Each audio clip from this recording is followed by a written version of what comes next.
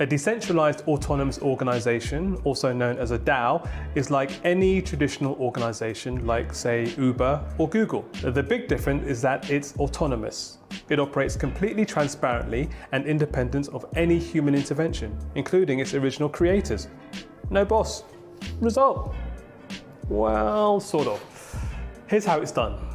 DAOs are run by programming code written on a collection of smart contracts written on Ethereum.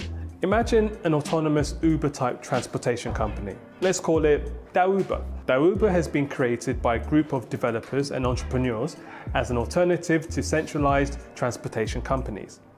And let's turn it up a notch further by saying that the cars this DAO will use are self-driving. Cheers, Elon. So in this scenario, there's no people involved once the DAO is released. When they get started, creators set up a series of interconnected and automated smart contracts on an open blockchain like Ethereum. A series of smart contracts will trigger invoices and collect payments from the people who ride in DAOuber's cars. The smart contracts running the DAO would also use the money it collects to maintain the cars, buying parts, arrange and pay for cleaning services, and adjust prices according to its costs. Again, you'll notice one important element missing here: humans. This is all done without the need for human input. No middlemen, more efficient, more streamlined.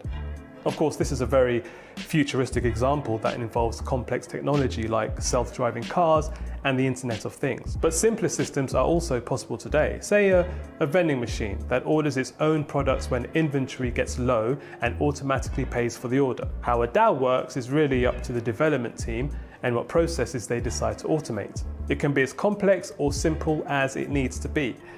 That's not to say that humans aren't involved at all. We're not going to be completely useless in this DAO-based future. Much like traditional companies, DAOs can have stakeholders that vote on changes.